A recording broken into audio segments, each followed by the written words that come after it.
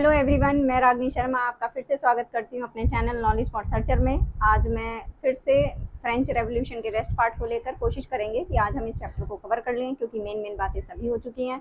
ठीक, तो अभी क्या था, कॉन्स्टिट्यूशनल सिस्टम स्टेबल हो गया था फ्रांस में, लेकिन अभी प्रॉब्लम सेम थी कि लोग एजुकेटेड नहीं थे, तो यूज़ किया गया सिम्बल्स को। तो इसमें हम देखते हैं पॉलिटिकल सिम्बल। पॉलिटिकल सिम्बल्स किस लिए थे? जिससे लोग अपने आप को कनेक्ट कर सके। तो पहला broken chain. Broken chain represent करता था इस बात को कि लोग फ्री हो गए हैं। किससे? मोनार्की से।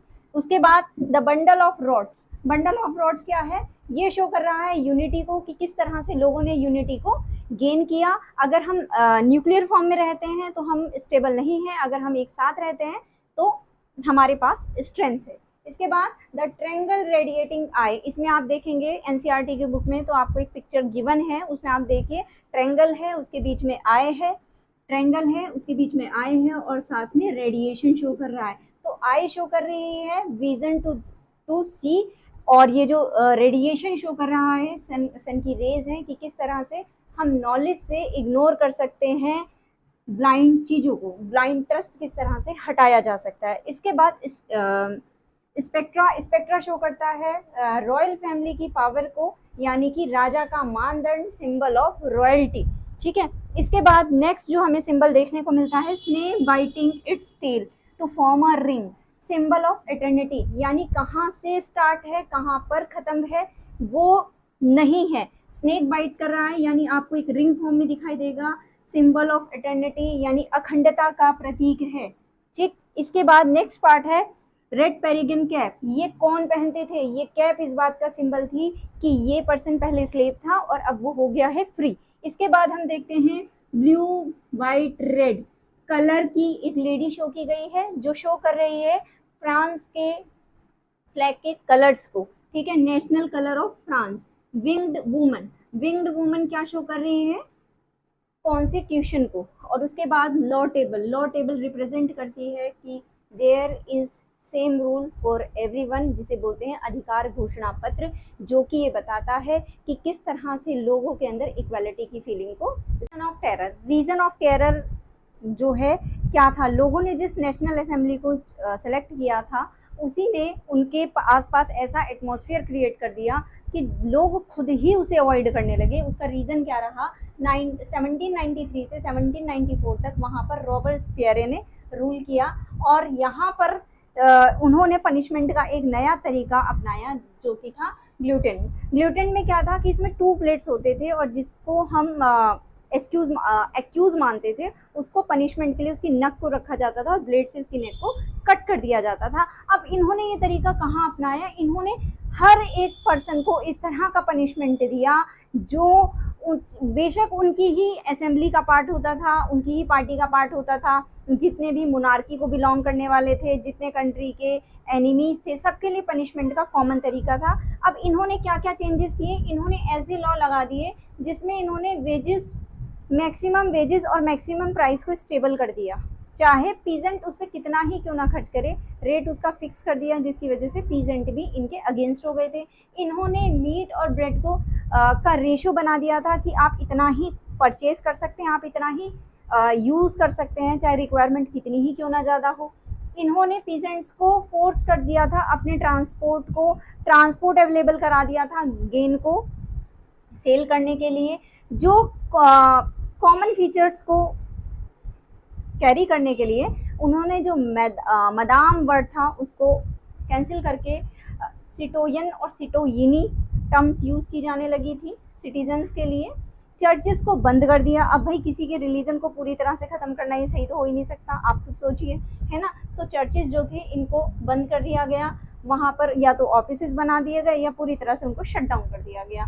1794 में रॉबर्टस्पियर को अरेस्ट कर लिया गया, और यहाँ पर उन्हें भी वही ट्रीटमेंट मिला जो उन्होंने दूसरों को प्रोवाइड किया था, यानी ग्लूटोन। नेक्स्ट टॉपिक जो आपको एनसीईआरटी में देखने को मिलता है वो है France abolish monarchy and became a republic. अभी क्या था कि लुई 16 ने लोगों के डर से कॉन्स्टिट्यूशन पर साइन कर दिया और वो एग्री हो गया उसके टर्म्स और कंडीशन की वजह से। लेकिन उसने क्या करा, नेगोशिएशन करता रहा वो पर्शिया और ऑस्ट्रिया के किंग से, और जो वहाँ का क्राउड था वो भी इस बात को बहुत अच्छी तरह जानता था। इन लोगों ने क्या डिसाइड किया कि हम जो है अटैक कर देंगे कॉमन पीपल पर, लेकिन उससे पहले ही नेशनल असेंबली ने अपने आप को लीगल डिसाइड करते हुए इन्होंने क्या करा, 1972 में नेशनल असेंबली ने एक वॉर डिक्लेयर कर दी पर्शिया और ऑस्ट्रिया के साथ। इस वॉर में वहाँ के कॉमन पीपल ने बहुत ज़्यादा पार्टिसिपेट किया, क्योंकि उनके अंदर फीलिंग थी अपने नेशन को लेकर। अब हुआ क्या, जब वो लोग पार्टिसिपेट करेंगे तो घर की जिम्मेदारी किस पे आएगी भाई, घर की जिम्मेदारी। जैकोबिन गवर्नमेंट के फेल होने के बाद फ्रांस में अब नई फॉर्म ऑफ रूलिंग आएगी, वो है directory rule France. Directory rule France क्या है कि वहाँ के लोगों ने मोनार्की देख लिया था, वहाँ के लोगों ने मिडिल क्लास का रूल देख लिया था, जैकोबिन पावर को देख लिया था, जैकोबिन गवर्नमेंट में रीजन ऑफ टेरर डेवलप हो गया था। तो अब वहाँ पे फ्रांस में जो पढ़े लिखे लोग थे वो बढ़ते ही गए थे, तो इन्होंने कहा क्यों ना पावर को डिवाइड कर दिया जाए। तो यहाँ पे डायरेक्टरी आ गई। अब डायरेक्टरी में मेंबर्स कौन थे, ये वेल्थियर मिडिल क्लास थी।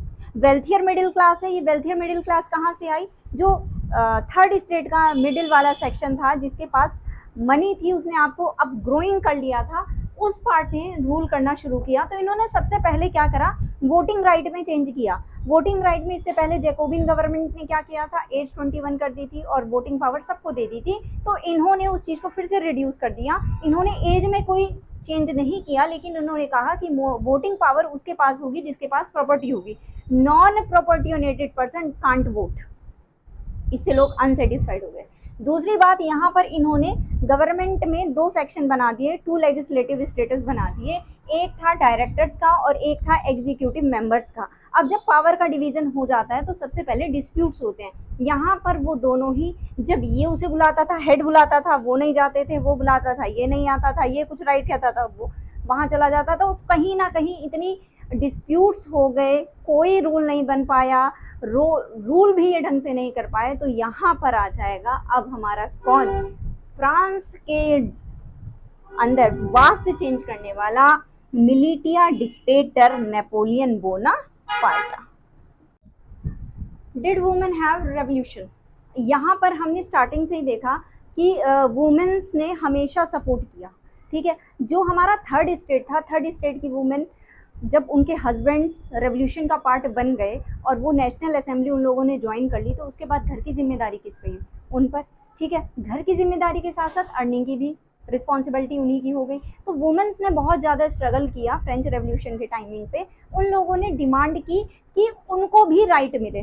उन्होंने क्या करा, उन्होंने अपने पॉलिटिकल क्लब्स बनाए, ठीक है, मैगजीन्स, न्यूज़पेपर, ये सब उन्होंने प्रिंट आउट किया, उसके लिए उन्होंने स्ट्रगल किया। उन्होंने गवर्नमेंट की तरफ एक पॉजिटिव रिस्पॉन्स चाहा, लेकिन हर बार गवर्नमेंट ने उन्हें एक पैसिव सिटीजन का टाइटल देकर एक तरफ कर दिया। ठीक, जबकि वुमेन्स क्या थी, वुमेन्स तो हमेशा से ही फाइट कर रही थी भाई। अगर किसी वुमेन का हस्बैंड बाहर चला जाता है तो उस वुमेन पे तो डबल रिस्पॉन्सिबिलिटी आ जाती है, घर की जिम्मेदारी, बाहर की जिम्मेदारी, वो दोनों रोल प्ले कर रही थी। उसके बाद भी ऐसा डिस्क्रिमिनेशन। तो पॉलिटिकल क्लब्स और न्यूज़पेपर बन गए। अगर हम ये देखें पॉलिटिकल क्लब्स, तो फ्रेंच रेवोल्यूशन में आपको दो क्लब्स बहुत इंपॉर्टेंट दिखाई देते हैं, द सोसाइटी ऑफ रेवोल्यूटरी और रिपब्लिकन वुमेन। ये फेमस क्लब थे उस टाइम के। ठीक है, 1791 में उन्हें बहुत एक पॉजिटिव रिस्पांस की रिक्वायरमेंट थी। वो सोचते थे कि पॉजिटिव रिस्पांस मिलेगा, लेकिन पॉजिटिव रिस्पांस के बजाय गवर्नमेंट ने उनको पैसिव सिटीजन डिक्लेयर करके वुमेन्स को पूरी तरह से डिसअपॉइंट कर दिया।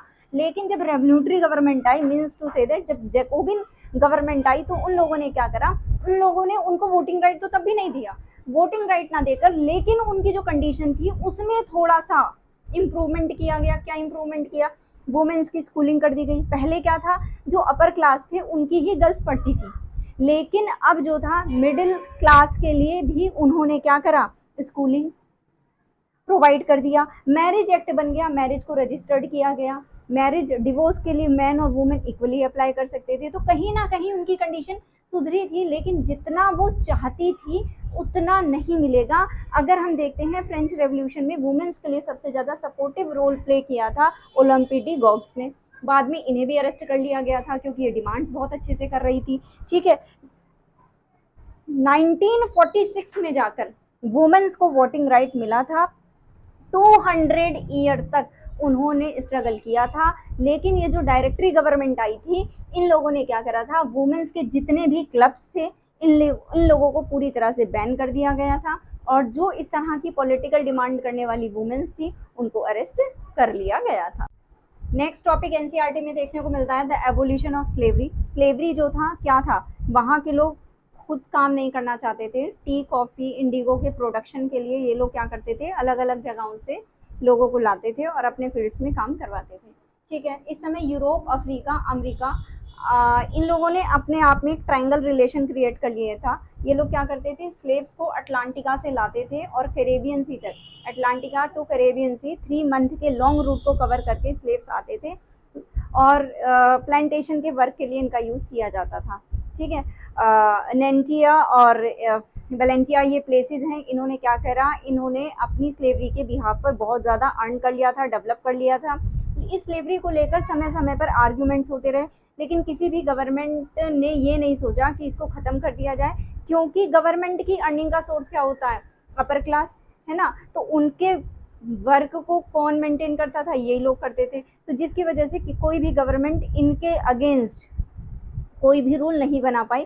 नेशनल असेंबली ने लंबे समय तक इस टॉपिक पर डिबेट किया और उसके बाद जो स्लेवरी थी पूरी तरह से बंद कर दी गई। कब, 1794 में, किसकी हेल्प से, बाय द लेजिस्लेटिव सर्विसेज। ठीक है, इसको पूरी तरह से ख़त्म कर दिया गया 1794 में। लेकिन जो है ये जो ड्यूरेशन था इसको ख़त्म करने का, ये बड़ा शॉर्ट था। जब नेपोलियन बोनापार्ट आए तो नेपोलियन बोनापार्टा ने क्या करा था, नेपोलियन बोनापार्टा ने इसको री इंट्रोड्यूस कर दिया था। 1804 में नेपोलियन ने अपने आप को क्या करा, फ्रांस का एम्परर डिक्लेयर कर दिया था। अब यहाँ पर फ्रांस में हर दिन नए चेंज आते रहे। जब नेपोलियन ने पावर होल्ड की फ्रांस की, तो लोगों को बड़ा पॉजिटिव रिस्पॉन्स मिला नेपोलियन से।